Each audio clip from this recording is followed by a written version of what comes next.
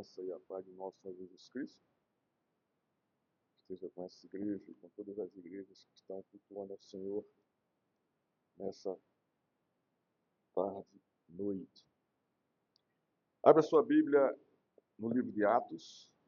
Nós estamos numa sequência expositiva no livro de Atos. Estamos já fechando o livro, né? Estamos já no capítulo 21. Estamos bem próximos já do finalzinho do livro, né? Depois nós vamos seguir aqui, provavelmente no livro de Romanos, o livro mais teológico do Novo Testamento. A obra, segundo os historiadores, a obra-prima de Paulo é o livro de Romanos. Nós vamos ler do verso 7 ao verso... Nós vamos ler do verso 1 ao verso 16. Mas a nossa exposição vai estar no verso 7 ao verso 16. Então acompanhe a minha leitura aqui. Atos capítulo 21, do verso 1 ao verso 16. Depois de nos separarmos deles, navegamos diretamente para a ilha de Cos. No dia seguinte chegamos a Rhodes, e dali fomos para Pátara. Encontramos um navio que ia para a Fenícia, e embarcamos nele, seguindo viagem. Quando a ilha de Chipre já estava à vista, deixando-a à esquerda, navegamos para a Síria e chegamos a Tiro, pois o navio deveria ser descarregado ali. Encontrando os discípulos, permanecemos lá durante 7 dias. Movidos pelo Espírito, eles recomendavam a Paulo que não fosse para Jerusalém. Passado aqueles dias, saímos para continuar a viagem. Todos os discípulos, cada um com a sua mulher e seus filhos, nos acompanharam até fora da cidade e, ajoelhados na praia, oramos. Despedindo-nos uns dos outros, embarcamos e eles voltaram para casa. Quanto a nós, concluindo a viagem iniciada em Tiro, chegamos a Ptolomaida, onde saudamos os irmãos. Passado um dia com eles. No dia seguinte, partimos e fomos para Cesareia. E entrando na casa de Filipe, o evangelista, que era um dos 7, ficamos com ele. Filipe tinha 4 filhas solteiras que profetizavam. Demorando-nos ali alguns dias, veio da Judéia um profeta chamado Ágabo, que, aproximando-se de nós, pegou o cinto de Paulo e, amarrando com ele os próprios pés e as mãos, declarou: assim diz o Espírito Santo, é isto que os judeus em Jerusalém farão ao dono deste cinto, para entregá-los nas mãos dos gentios. Quando ouvimos essas palavras, tanto nós como os daquele lugar, rogamos a Paulo que não fosse a Jerusalém. Mas ele respondeu: o que estão fazendo ao chorar assim e partir o meu coração? Pois estou pronto não só para ser preso, mas até para morrer em Jerusalém pelo nome do Senhor Jesus. Como Paulo não se deixou persuadir, conformados dissemos: seja feita a vontade do Senhor. Passados aqueles dias, tendo feito os preparatórios, fomos para Jerusalém. Alguns dos discípulos também vieram de Cesareia conosco, trazendo consigo Manassô, natural de Chipre, velho discípulo com quem deveríamos hospedar.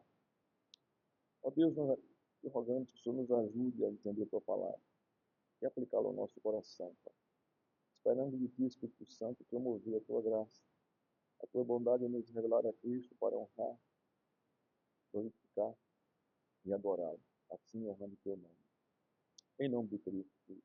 Amém. Irmãos, eu vou trazer aqui uma introdução, como eu trago sempre de costume. Vou trazer uma aplicação sobre a introdução. Depois vamos entrar no contexto da nossa narrativa e depois dos pontos que esse texto nos mostra. Então vamos à nossa introdução como de prática. Na introdução vamos trazer o significado de profeta e profecia no contexto do Novo Testamento, pois a narrativa dos versos 7 a 16, que é a nossa narrativa que nós vamos nos deter, tem a ver com profetas e profecias. O significado de profeta e profecia no Novo Testamento está revelado em 2 Pedro, capítulo 1, versos 20 e 21.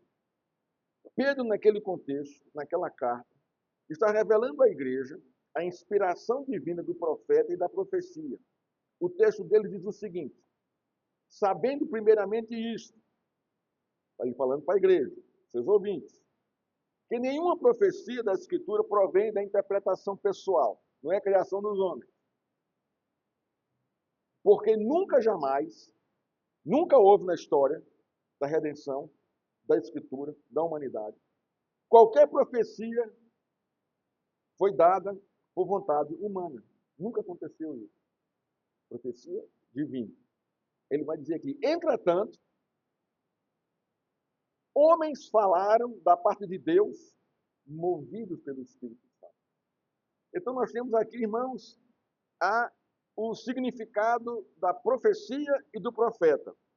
Da profecia, ela vem movida pelo Espírito Santo. E do profeta, são homens que Deus inspira pelo seu também, seu Espírito Santo. Então está aqui a profecia e o profeta. Ambos são movidos pelo Espírito Santo de Deus. Nenhum homem na história da humanidade falou ou profetizou alguma coisa de Deus por vontade própria e humana. Isso é falso profeta, isso é falsa profecia. Paulo, em 1 Coríntios 14, 3, revela o propósito da profecia. Ela vem para quê? Qual é a função dela? Qual é o papel dela quando ela é proclamada? Nós temos aqui 3 funções da profecia.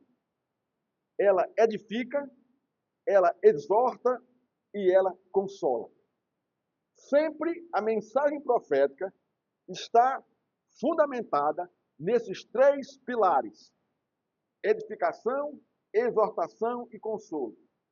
Se não tem nenhum, se falta um, é falsa profecia. Não é profecia bíblica. Porque ela tem que ter os 3 pilares para se discernir como profecia bíblica. Segundo o contexto de 1 Coríntios 14, 3, a profecia é um dom dado por Deus por meio do Espírito Santo. Não provém da vontade humana, não provém da mente humana. Então, nesse contexto, Paulo e Pedro concordam biblicamente que o profeta e a profecia é uma ação do mover do Espírito Santo de Deus para edificar, exortar e consolar a igreja do Senhor em fidelidade com a Escritura. Então, isso entendido, vamos agora à aplicação da nossa introdução. Não se engane e nem se deixe enganar com as profecias de nossos dias. Abra as Escrituras e testifique com o que sai da boca do pregador. Seja ele quem for. Se estiver de acordo com a palavra de Deus, dê ouvido, escute. Mas se não, mande o falso profeta calar a boca e se retirar da igreja sem qualquer constrangimento. Não tenha vergonha, nem se constrange em fazer isso. O que o senhor está falando é uma falsa profecia. Por favor, saia do púlpito e saia da nossa igreja. Simples assim, irmão. Simples assim. Essa é a primeira aplicação. Agora vamos ao contexto da nossa narrativa. Lucas vem narrando desde Atos 19, 21, a decisão de Paulo de passar o Pentecostes em Jerusalém. Daí por diante, Lucas vai pontuando as paradas de Paulo por vários locais, instruindo, exortando e consolando os discípulos das cidades, onde ele fundou as igrejas. Os capítulos 20 e 21 continuam narrando esses fatos, né, até a sua chegada e prisão em Jerusalém. A narrativa que abordamos está em Lucas 21, de 1 a 16, quando Paulo chega a Cesareia e se hospeda na casa de Filipe. É interessante que Lucas ele pontua isso aqui com muita precisão. Né? Ele traz uma informação aqui, irmãos, que ele não trouxe quando Paulo teve em Pátara, quando Paulo teve em Chipre, quando Paulo teve em Tiro. Ele não fala isso. Mas quando chega em Cesareia, há uma coisa que marca, não é, que pontua, que chama a atenção de Lucas. É Paulo ir para a casa de Filipe. Quem não conhece a história vai achar que é uma coisa normal, natural. Quando, na verdade, irmão, não é. É o que nós vamos descobrir aqui em nossa exposição de hoje. O nosso tema é o propósito de Deus e o apelo humano para mudá-lo. É o nosso tema de hoje. O propósito de Deus em nossa vida e o apelo humano para mudá-la. Nós vamos dividir esse trecho em 3 pontos. Primeiro ponto, perseguido e perseguidor na mesma casa. Versos 7 e 9. Segundo ponto, o propósito de Deus e o apelo humano. Versos 10 e 12. E a convicção do propósito de Deus, versos 13 a 16. É justamente isso que Lucas quer que o leitor perceba.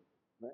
Se ele vem numa leitura contínua do livro de Atos, entendendo o que está acontecendo, entendendo o mover do Espírito Santo, ele quer justamente que o leitor ou o ouvinte entenda isso. Esses 3 pontos aqui. Então vamos aqui ao nosso primeiro ponto. Perseguidor e perseguido na mesma casa, no mesmo teto, comungando ali junto com a família. Parece brincadeira isso, né?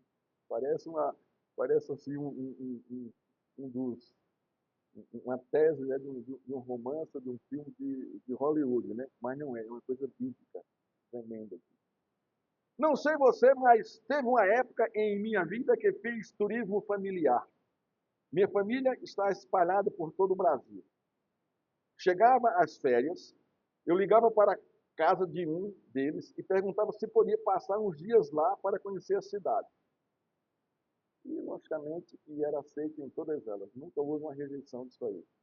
Foi assim que eu conheci muitas capitais do Brasil. Mas meu interesse era o turismo. Quando Paulo vai a Cesareia, ele não vai para fazer turismo.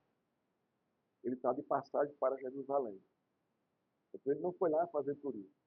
Mas o fato é que ele se hospeda, como eu me hospedava, na casa de familiares. Então é isso que nós vamos ver aqui. A primeira pergunta que fazemos ao texto é: quem é esse Filipe?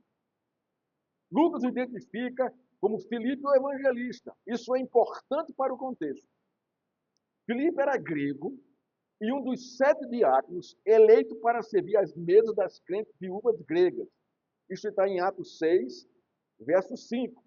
Felipe é o segundo na lista dos 7 e Estevão é o primeiro. Porque já é uma grande referência aqui ao contexto lá de Atos 6. O que estava acontecendo em Atos 6 com a igreja? A gente vai entender agora. Estevão e Filipe eram próximos, conforme a identificação de Lucas. Né? Era evangelista como Estevão. Ambos comungavam juntos de 2 serviços para a igreja do Senhor: a diaconia e o evangelismo. Filipe, fugindo da perseguição provocada por Paulo em Jerusalém, passou por Azoto, evangelizando a cidade, até chegar em Cesareia. Isso está em Atos 8:40. Então, de Atos 6 para Atos 8 ali, há um tempo ali, e há a perseguição em Jerusalém, e Filipe foge para Cesareia por causa da perseguição. No contexto de Atos 6 a 9, Paulo era implacável com os discípulos de Jesus. Os perseguia sem escrúpulos. É tanto que ele persegue e participa da morte de Estevão. E isso assombra os discípulos em Jerusalém, ao ponto de muitos se dispersarem pelo Império Romano para ficar longe de Paulo. Quem era Estevão? Amigo de Filipe. Quem era Estevão? Companheiro do ministério de Filipe. Quem era Estevão? Evangelista, assim como Filipe. Quem era Estevão? Diácono, assim como Filipe. Estou vendo aí a unidade dos dois aqui. A cumplicidade do ministério dos dois para o engrandecimento e a expansão do Evangelho de Cristo. Isso é importantíssimo nesse contexto aqui de Atos 21, 7 a 16. Devido à perseguição de Paulo e da morte de Estevão pelas mãos de Paulo, Filipe foge e se estabelece em Cesareia por causa do perseguidor implacável da igreja de Cristo. Então, Paulo foi o motivo de Filipe estar em Cesareia. Agora vocês entendem aqui o contexto aqui, perseguidor na casa do perseguido? Não foi à toa que Filipe foi para Cesareia. E também não foi à toa que Paulo parou em Cesareia. Irmãos, tudo está sob o mover do Espírito Santo, sob o propósito de Deus na história da igreja, edificando a sua igreja, exortando a sua igreja e consolando a sua igreja. Pastor Hernandes comenta: Filipe se estabeleceram na cidade de Cesareia cerca de 20 anos. Há cerca de 20 anos. Então, de Atos 8 até Atos 21, foram 20 anos. E Filipe estava lá há 20 anos. E sua família crescera ali. As suas 4 filhas cresceram ali em Cesareia, como o texto diz aqui. Então, havia muito tempo que Filipe não tinha contato com Paulo. Muito tempo, pelo menos 20 anos. Há alguns pontos importantes nesse texto que devemos levar em consideração. Primeiro, Paulo e Lucas não foram para uma estalagem e nem Filipe negou a sua hospitalidade a Paulo e a Lucas. É o primeiro ponto a considerar isso aqui. Segundo, Paulo e Lucas se hospedaram na casa de Filipe. Filipe compartilha não só a sua casa, mas a sua intimidade com Paulo e Lucas, principalmente com Paulo. Terceiro, Filipe traz a comunhão de Paulo, suas 4 filhas solteiras. Apresenta, mostra, fala quem é Paulo, fala quem foi Paulo. Deve ter contado a história, né, para suas filhas, como é que ele chegou lá. Né? Quarto, Filipe compartilha com Paulo o dom que as suas filhas receberam do Senhor. Eram profetias. E quinto, ficaram com Filipe alguns dias. A comunhão não foi superficial e passageira. Foi intensa e cheia do amor, da graça de Deus por meio do Espírito Santo. O que Lucas quer nos ensinar com esta cena, irmão? Perseguido na casa do perseguidor. Primeiro, Lucas quer revelar para o seu leitor o poder do Evangelho de Cristo, unindo numa mesma fé, comunhão, amor e esperança, o perseguidor e o perseguido para a glória de Deus. Vocês estão entendendo porque Lucas registrou isso aqui, irmão? Essa graça, essa bênção, que só o Evangelho de Cristo faz isso e mais nada. Perseguidor e perseguido agora em plena comunhão com Cristo, ele e sua família. Sem qualquer medo de fugir de Paulo. Sem aquela expectativa de perder o pescoço, de ser preso por causa da condenação e da perseguição de Paulo. Estão aqui em comunhão, em perfeita comunhão, os dois. Irmão, isso é bonito demais. Isso é muito bonito. Eu não sei quando você se converteu, se houve algum racha na família. Alguma confusão, que parentes ficaram sem falar com você. Porque você se converteu. Isso é comum nas igrejas, ou nas famílias. Mas quem vai unir isso aqui? É a graça de Deus, por meio da sua vida, por meio do Espírito Santo. Você vai lá atrás procurando reconciliar, porque você ama. Mas é um mover do Espírito Santo para isso aí. O rejeitado, buscando aquele que rejeita, para consolo, para comunhão, para reatar, para renovar a aliança, a comunhão, a restauração. Esse é o primeiro ponto. Segundo ponto, Lucas tem a intenção de mostrar a mudança radical que o Evangelho de Cristo fez na vida de uma pessoa. Um perseguidor implacável, agora convertido, é recebido por aquele que ele perseguiu implacavelmente, cheio do amor fraternal. Venha, Paulo, você vai ficar em minha casa. Ou isso não impacta a sua vida? O poder do Evangelho e o poder do Espírito Santo. A casa de Filipe foi palco do mais sublime milagre de Deus. A união e a comunhão em amor entre perseguidor e perseguido. Na verdade, foi o Espírito Santo que levou Paulo até a casa de Filipe e foi o Espírito Santo que quebrantou o coração de Filipe para receber Paulo como servo do Senhor. Uma restauração bíblica perfeita. Perfeita. Em harmonia, em graça, em amor, em compaixão. Por que Lucas narra sobre a casa de Filipe? Lucas quer mostrar a seus leitores o poder da restauração do Evangelho de Cristo na vida de Paulo, Filipe e sua família. Suas filhas foram apresentadas. Estavam lá em comunhão com ele. Irmãos, isso é o Evangelho de Cristo. Isso é tremendo, isso que Lucas narra e pontua aqui no capítulo 21, do verso 7 ao verso 16 aqui. É tremendo isso aqui. É maravilhoso isso aqui. Paulo comungando com aquele que perseguia, que fugiu por sua causa para Cesareia. Ele estava lá há 20 anos. E agora o perseguidor recebendo aquele que foi motivo da sua fuga de Jerusalém para uma cidade que não era a cidade natal dele, agora está lá em Jerusalém, e em Cesareia há 20 anos, constituiu família lá. Ele recebe o perseguidor em comunhão e senta na mesa com ele, comungam. Talvez, irmãos, na nossa cultura isso não seja tão impactante, tão forte, mas na cultura judaica, na cultura oriental, porque era algo estarrecedor. Aqui uma mudança radical, quebra de paradigmas, mostrando a ação do poder do Evangelho de Cristo na restauração de corações, de pessoas. Isso me encanta, irmão. Isso me alegra o coração. Essa graça de Deus que Deus derramou sobre nós no Espírito Santo, a reconciliação. Somos embaixadores de Cristo para a reconciliação. Não é para a divisão. Não é para isso. Mas para pagarmos o preço. E mesmo sofrendo a rejeição, a perseguição, o escárnio, a gente vai lá, buscando a reconciliação. Por causa do amor de Cristo, nos constrange a isso. Eu acho que Filipe deve ter sofrido muito com a morte de Estevão. Muito. Ele só não, a igreja toda sofreu com isso. Muito, muita dor. E sabendo que ele estava diante dele o responsável por aquilo. Mas agora o homem transformado pelo Evangelho. Esse é o ponto. O Evangelho transforma a vida. Restaura, cura, liberta. Se você levar a sério e põe em prática, e crê no Evangelho de Jesus Cristo.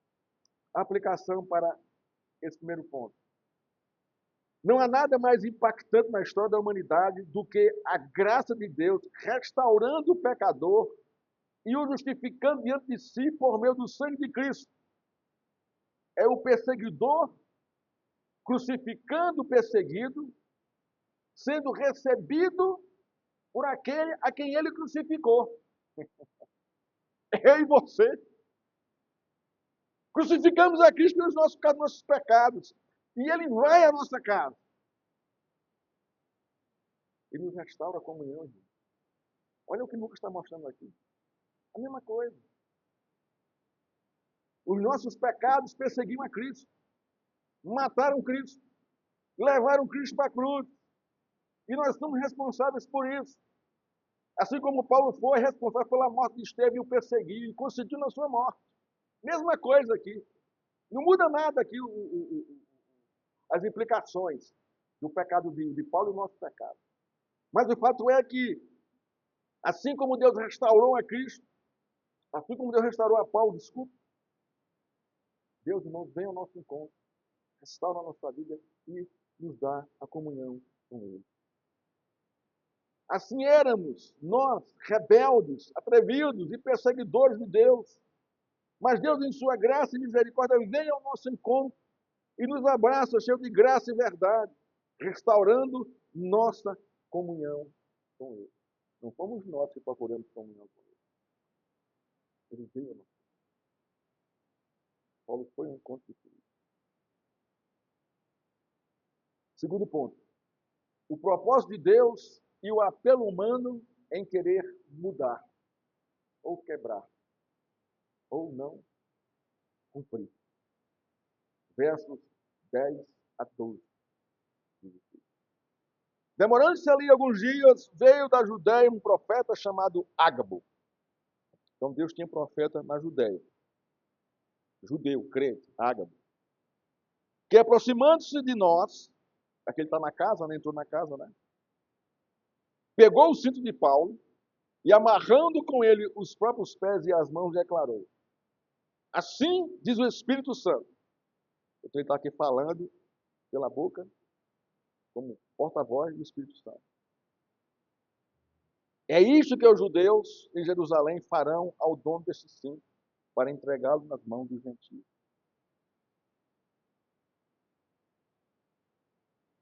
Quando ouvimos essas palavras, tanto nós como os daquele lugar, então ali tinha muita gente ali, aqui fala da igreja local, dos discípulos, dos profetas, de Lucas e Paulo, rogamos a Paulo que não fosse a Jerusalém. Aí vem aqui, ó, o propósito de Deus e o apelo humano. É o que Lucas quer mostrar também aqui, nesse texto aqui. Antes de analisarmos os versos 10 e 12, vamos conhecer o significado de duas palavras, propósito e apelo. Essas palavras não estão ou não aparecem explicitamente nos versos, mas elas jogam luz no contexto do texto.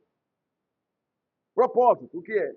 É o motivo forte, definido, que impulsiona as decisões e ações, dando sentido e direção à vida. Então, propósito. Apelo. É uma forte solicitação que se faz a uma pessoa em nome de alguém ou de algo. Então, a gente vai ver aqui o propósito de Paulo e um apelo dos seus discípulos. O que Lucas quer nos versos 10 e 12, o que Lucas nos versos 10 e 12 traz de volta à narrativa o profeta Ágabo. Ágabo aparece pela primeira vez em Atos 11, 28, quando ele, por meio do Espírito Santo, previne a igreja sobre a fome que viria ao mundo. Isso aconteceu sob o governo do imperador Cláudio, no ano 41 a 54. Esta fome atingiu a Judéia e a igreja do Senhor. Então, Ágabo já era um profeta em atividade naquele contexto. O pastor Hernandes comenta aqui. Os gentios nem esperaram a fome chegar na Judéia. Conforme suas posses, levantaram oferta para socorrer os irmãos que moravam na Judéia, os crentes gentios socorrendo os crentes judeus. Então ele fala que o povo entendeu, a igreja entendeu a profecia lá de Ágabo sobre a fome. Então se levantaram ali, levantaram oferta, né, para socorrer os crentes da Judéia. Quando Lucas traz Ágabo de volta à narrativa, traz uma informação importante, segundo o pastor Hernandes. Diz assim: Paulo e Ágabo haviam trabalhado juntos, levando uma oferta para as vítimas da grande fome que assolou a Judéia. Então, Ágabo e Paulo se conheciam. Ágabo participou da oferta que levantaram ali para socorrer os crentes da Judéia. Paulo estava junto com Ágabo, trabalharam juntos. Isso nos revela que Ágabo não chegou a Cesareia por sorte ou pelo acaso. Ele foi à casa de Filipe com o propósito de confirmar o chamado e a vocação de Paulo. Vamos entender isso aqui no texto. Veja o verso 10. Demorando-nos ali, na casa de Filipe, alguns dias, desceu da Judéia um profeta chamado Ágabo. Dois pontos a observar aqui nesse verso 10. Primeiro, Paulo e Lucas passaram alguns dias hospedados na casa de Filipe. Segundo, Ágabo era um judeu, profeta crente em Cristo, radicado na Judéia, e tinha descido para Cesareia, onde Paulo estava. Isso nos mostra a ação do Espírito Santo se movendo na Judéia com a pregação de Ágabo e levando o profeta à casa de Filipe para confirmar o chamado e a vocação de Paulo. Irmãos, olha que coisa interessante aqui. Olha que coisa interessante. Como nós precisamos aqui, irmãos, de ter o nosso chamado de vocação reavivado. Pela igreja, pela pregação, pelos irmãos. A profecia de Ágabo é uma renovação do chamado e da vocação de Paulo, registrada em Atos 9, 10 a 17, quando Jesus fala com Ananias a respeito do chamado e da vocação de Paulo. O que é que Jesus diz para Ananias? Diz o seguinte, em Atos 9, 10 a 17. Este é para mim um instrumento escolhido para levar o meu nome perante os gentios e reis, bem como perante os filhos de Israel, os judeus. Pois eu lhe mostrarei quanto lhe importa sofrer pelo meu nome. O chamado de Paulo, as implicações do chamado de Paulo está aqui justamente nas palavras de Cristo para Ananias. É um instrumento que eu escolhi para levar meu evangelho aos gentios e judeus, mas olha, eu vou lhe mostrar o que é sofrer pelo meu nome. A gente pode encaixar aqui que o propósito de Deus para a nossa vida implica também em dois sofrimentos. Não está fora disso. Isso não foge, padrão. Não pode. Não pode. Quando o Ágapo chega à casa de Filipe e se amarra ao cinto de Paulo, simbolizando o sofrimento de Paulo, que Paulo iria passar em Jerusalém, está trazendo à memória de Paulo as implicações do chamado de Jesus registrados em Atos 9, 10 a 17. Ele está renovando o chamado, o propósito de Deus na vida de Paulo. Para Paulo não era nada novo o que Ágapo estava dizendo. Ele tinha muito claro no seu coração as consequências do chamado e da vocação de Cristo dispensados a ele. Ele sabia, ele tinha essa consciência, ele sabia do propósito de Deus. E era consumido por esse propósito. O que nos impacta no contexto do texto é o apelo humano de Lucas, Felipe, suas filhas e dos discípulos daquele lugar, para que Paulo não subisse a Jerusalém. É isso que nos impacta, não o inverso. Não o inverso. Mas muita gente, ao ler isso aqui, vai dar razão ao clamor, ao apelo humano feito por aqueles que estavam ali na casa de Filipe. Paulo é o alvo, Lucas, as suas filhas, Ágapo, o próprio Filipe e alguns discípulos que estavam lá.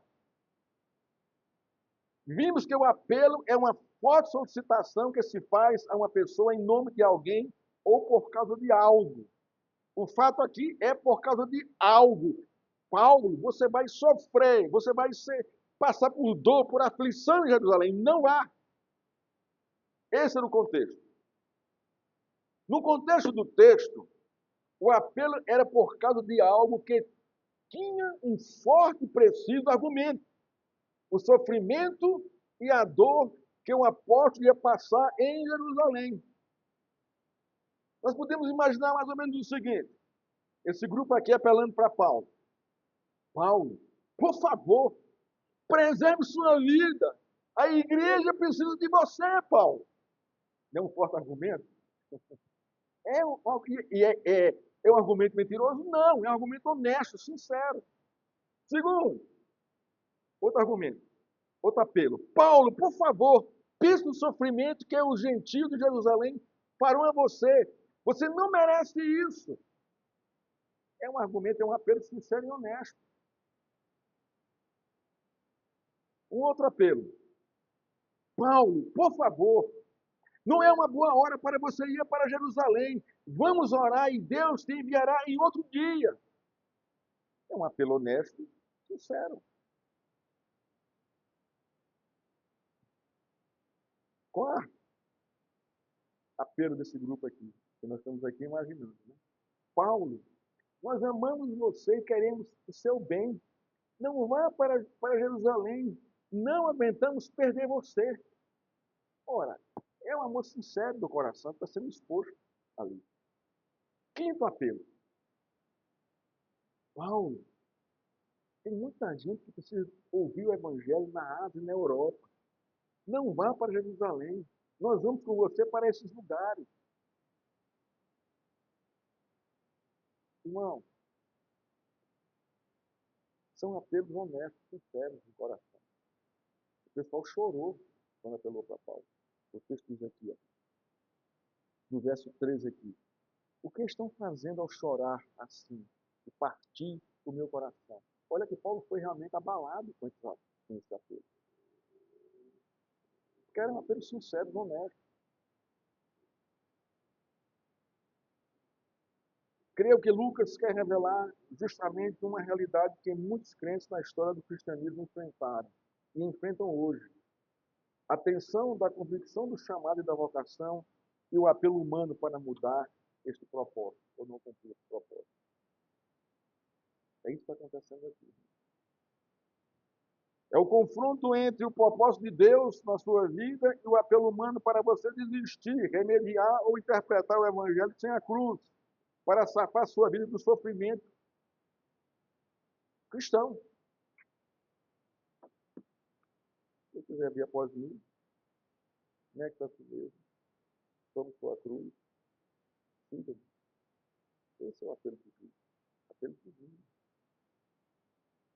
Muita gente hoje, assim como foi no passado, desiste do chamado de Deus devido ao apelo humano. E isso acontece dentro de casa, na escola, na empresa que você trabalha, na vizinhança, na família, entre seus amigos. Aqui eu vou dar um testemunho pessoal, abre parênteses. Lembro-me quando Deus me chamou e comecei a dizer não para as coisas do mundo. Comecei a pregar o evangelho.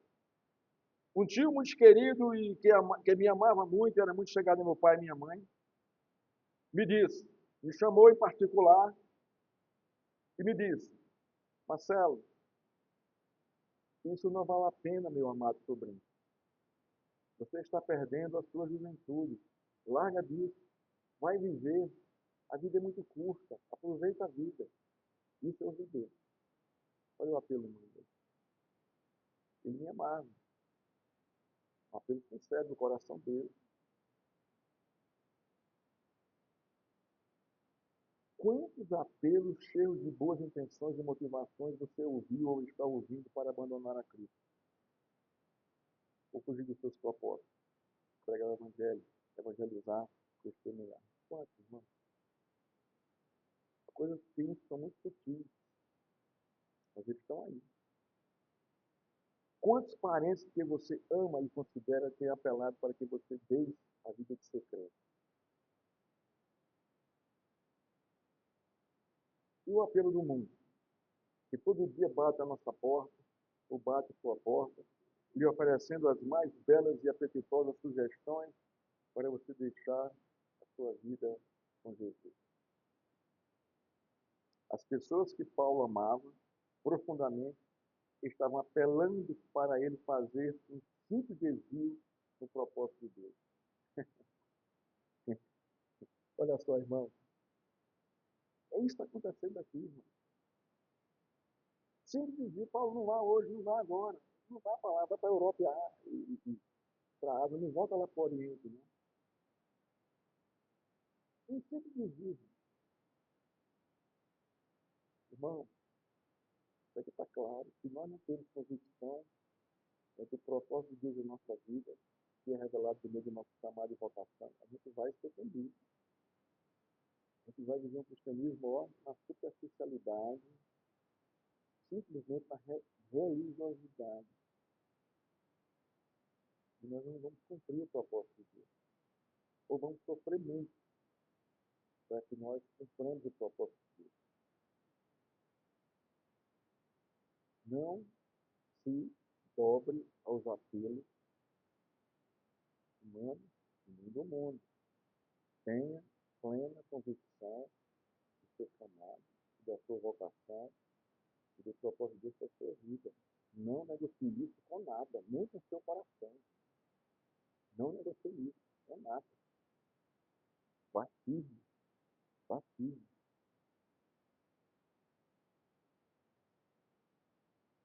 Quando Paulo escreve a sua carta à igreja de Roma, deixa muito claro sua convicção a respeito do seu chamado e vocação e do propósito de Deus em sua vida.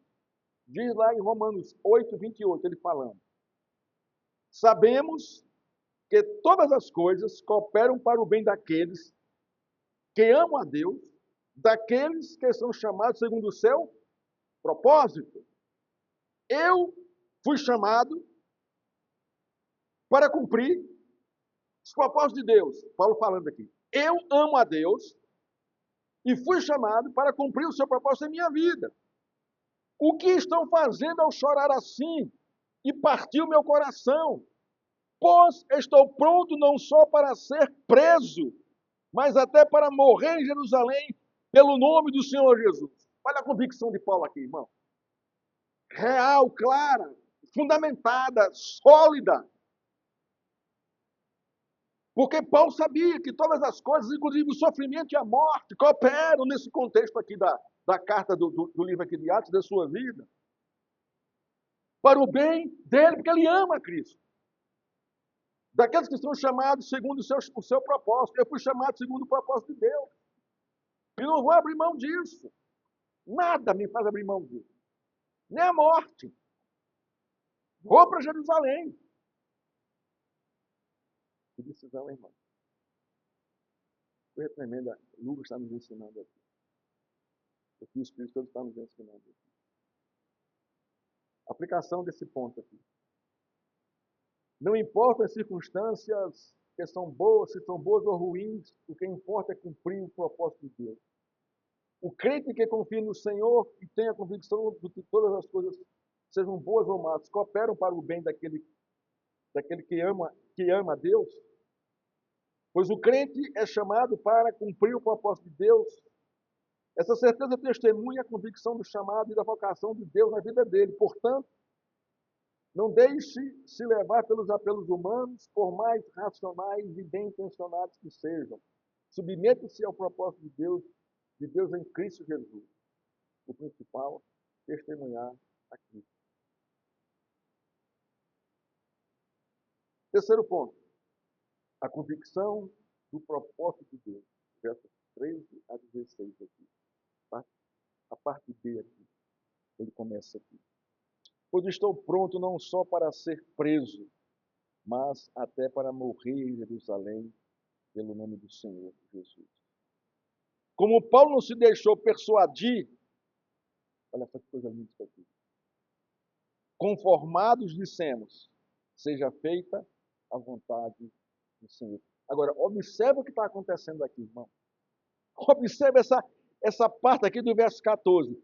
Conformados, dissemos, seja feita a vontade do Senhor. Isto é, a convicção de Paulo conformou aqueles que estavam apelando para ele não ir à vontade de Deus.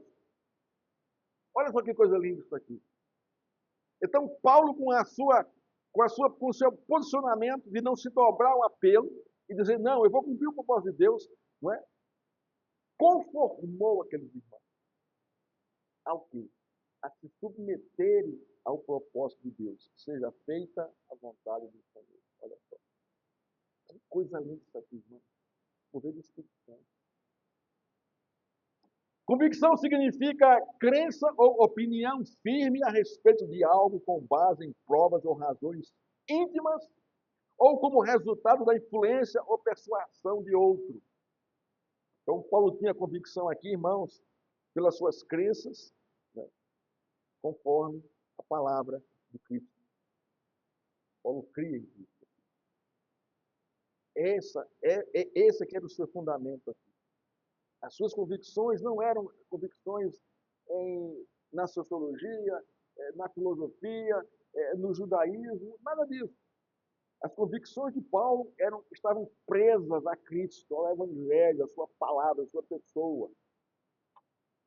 Nos versos 13 a 16, Lucas narra de modo impactante a convicção de Paulo quanto ao seu chamado e vocação e quanto a obedecer ao propósito de Deus, que tem a ver com o seu chamado e vocação. Porque, irmão, chamado e vocação vai desembocar no propósito. Ou o propósito desemboca no chamado da vocação. A ordem dos fatores não altera o produto aqui. Se você foi chamado de vocação, é porque Deus tem um propósito na sua vida. Porque você foi chamado de vocação, é porque há um propósito para você cumprir. Então, os fatores não alteram ali o propósito de Deus. Dois fatos devem chamar a nossa atenção nesse texto aqui, dos versos 13 a 16. Primeiro, a profecia de Ágapo confirma a convicção de Paulo ao propósito de Deus. Então, a profecia de Ágapo vai confirmar, vai renovar o propósito de Deus na vida de Paulo. Não vai pôr medo em Paulo. Não vai pôr pavor em Paulo. Não. Vai renovar, vai reforçar. o seu chamado e o propósito na vida dele.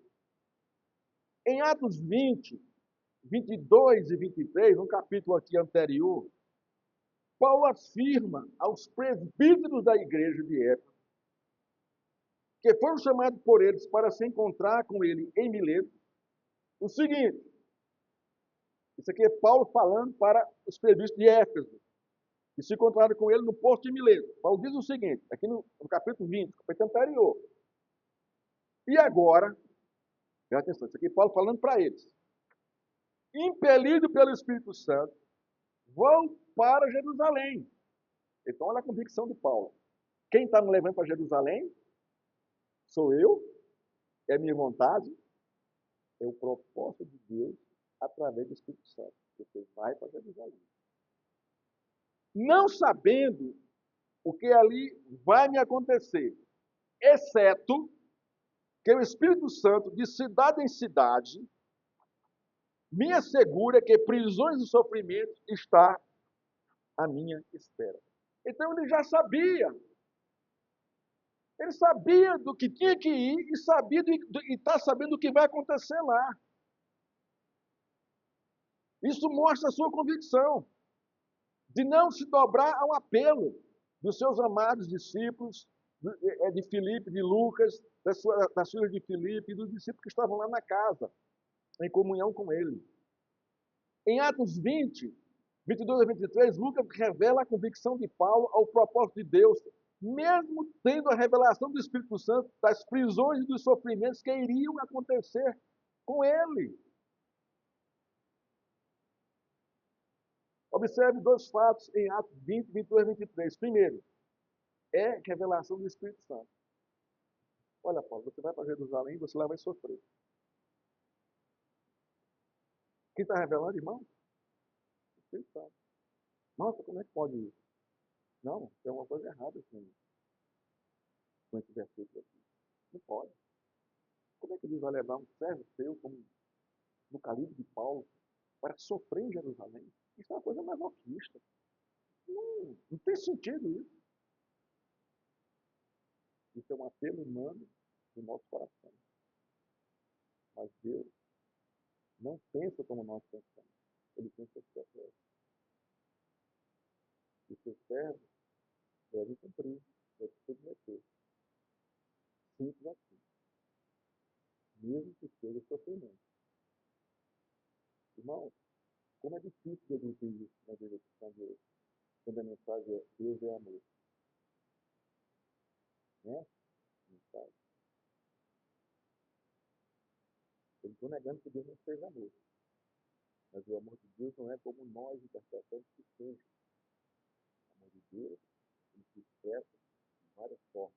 Uma delas é essa aqui. É basta o servo cumprir seus propósitos, porque ele ama a Deus. Ele vai cumprir seus propósitos. Ele ama a Deus. Segundo, a palavra prisão e sofrimento estão no plural. Isso aponta não só para o que vai acontecer em Jerusalém, mas também em todas as viagens de Paulo e até chegar em Roma. Em toda a viagem de Paulo até Jerusalém, até chegar em Roma. Em Lucas, Atos 20, 24, aqui é o verso seguinte a esse contexto aqui de Atos 20, 22 e 23, Lucas revela o coração de Paulo e a leitura fiel que ele fazia do Senhor e do seu chamado e da vocação recebida por graça e misericórdia de Cristo. Olha o que diz, Atos 20, 24.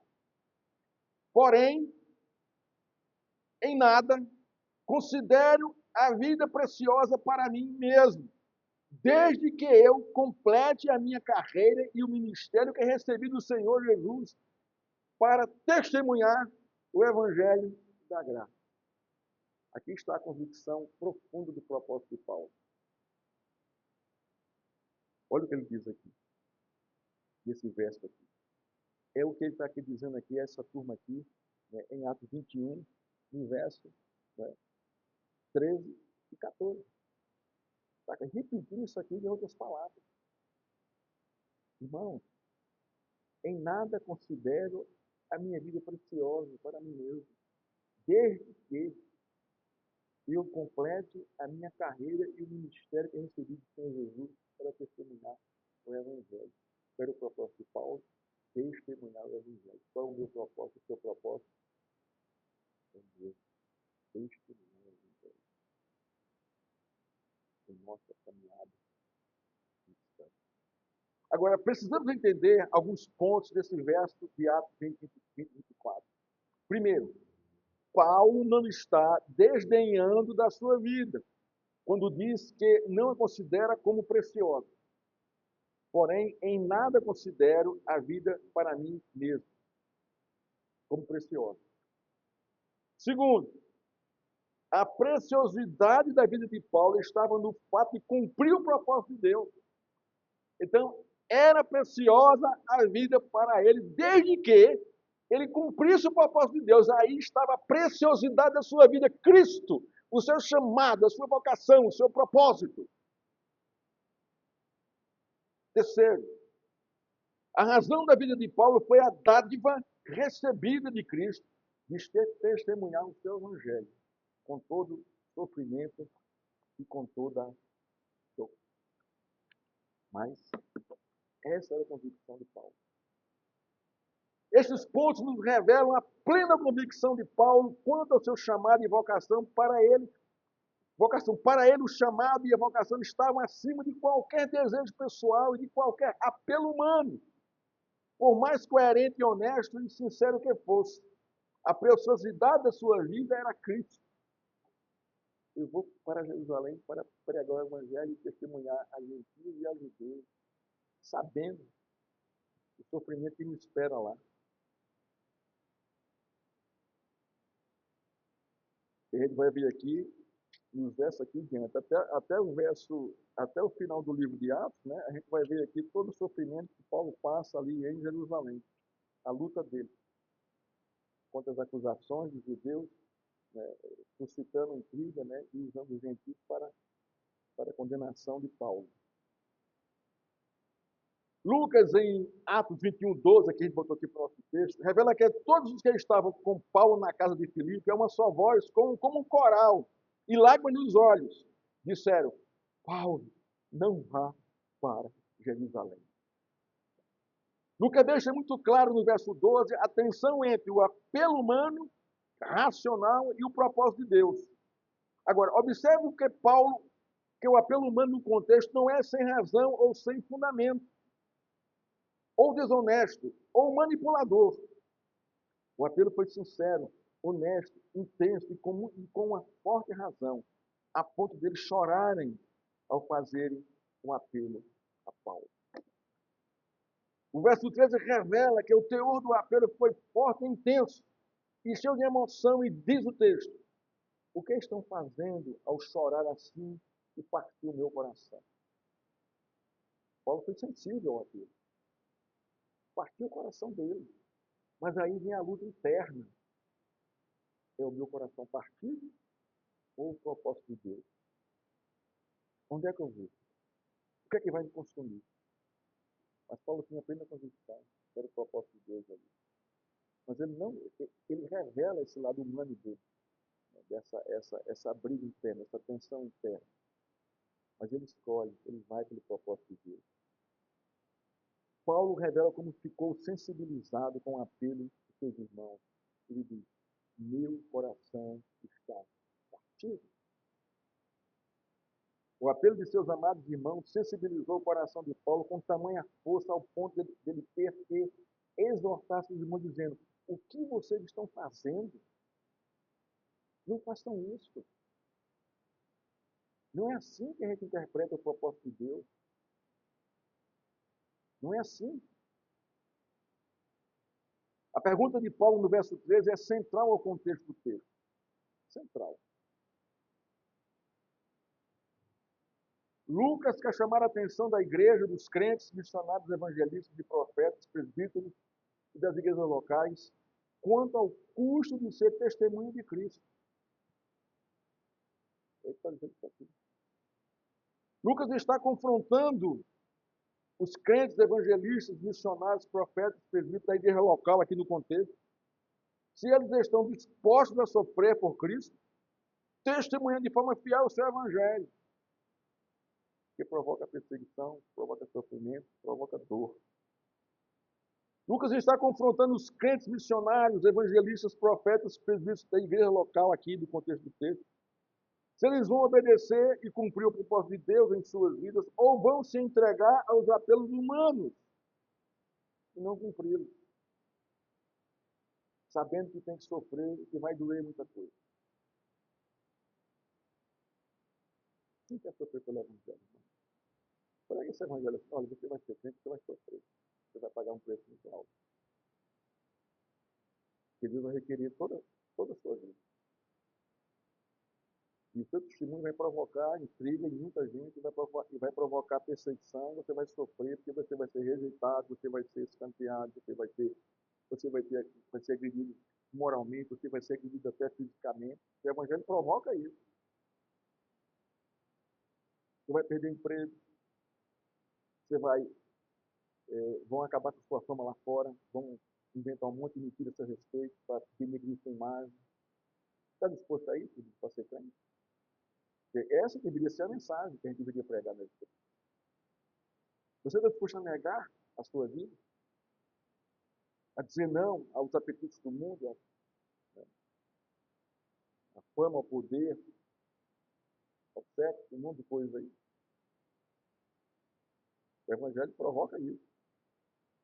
Lucas está exortando a igreja de nossos dias ao arrependimento e à confissão de pecados por ter perdido ou trocado o chamado de vocação feita por Cristo aos apelos da prosperidade material, da vida de luz, da barganha com Deus, da rejeição e negando a cruz de Cristo hoje e no evangelho atual. Irmãos, qual é o foco da igreja hoje? Ou das igrejas hoje, de um modo geral? É prosperidade. Você é filho do rei e tem que viver como rei. Que conversa é essa? Onde é que está isso escrito na Escritura? E as pessoas caem nesse apelo. Totalmente herético, diabólico, mentiroso, falso. Quando o apelo é outro, totalmente diferente. Deus quer lhe dar prosperidade, Ele que dá. Mas seu foco não é a prosperidade. É o seu propósito e testemunho no universo. É de inverter isso. A resposta de Paulo para seus discípulos, irmãos em Cristo, evangelistas e profetas da igreja local, e para mim e para você, é a mesma de Atos 20 e 24. Ele diz, pois estou pronto não só para ser preso, mas para morrer em Jerusalém pelo nome do Senhor Jesus. Lucas revela que cumprir o propósito de Deus é o maior e mais sublime propósito da vida cristã. E não deve ser deixado de lado por qualquer apelo humano, por mais honesto e sincero que seja. O verso 14 é a conclusão do texto. Paulo não se entregou à persuasão de seus irmãos em Cristo. Antes, pelo contrário, eles foram convencidos do propósito de Deus para as suas vidas.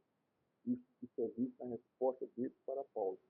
Seja feita a vontade do Senhor. Isto é, seja feito o propósito de Deus na vida de Paulo e na nossa. Esse é o ponto aqui, irmão. Olha a obra do Espírito Santo aqui, irmão.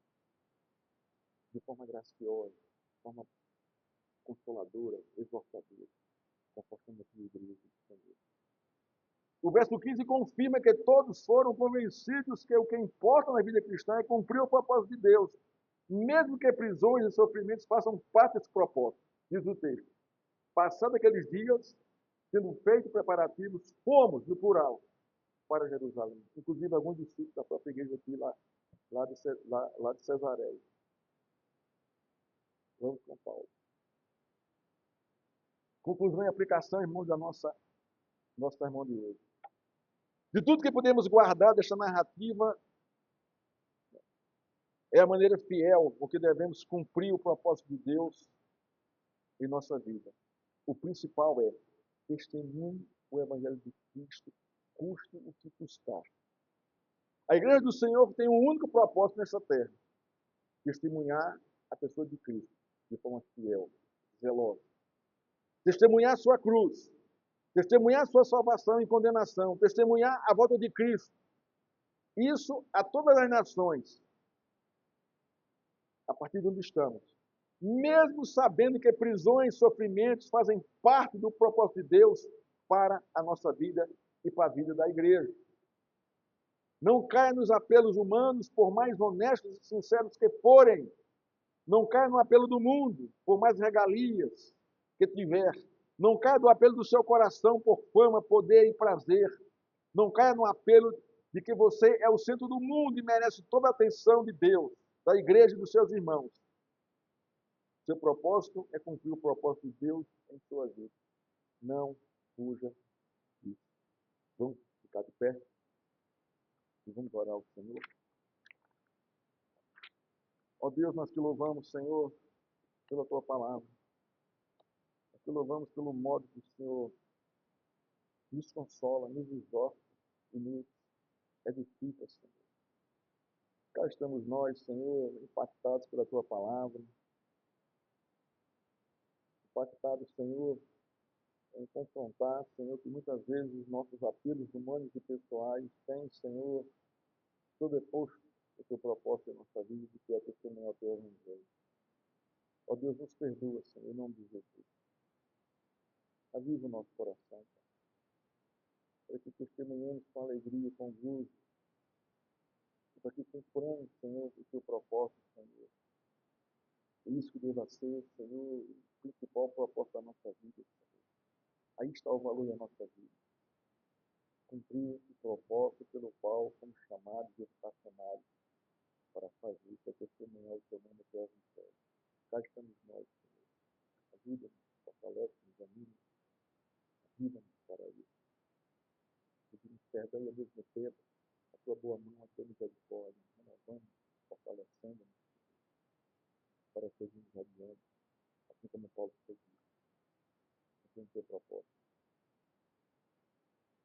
Que a graça do nosso Senhor Jesus Cristo, que o amor do Pai, e que as doces consolações do Espírito Santo sejam derramadas sobre esta igreja, para que ela cumpra o propósito de Deus, assim como também sobre todas as igrejas espalhadas por esse mundo que pregam fielmente o Evangelho, até a tua volta, sempre a tua igreja.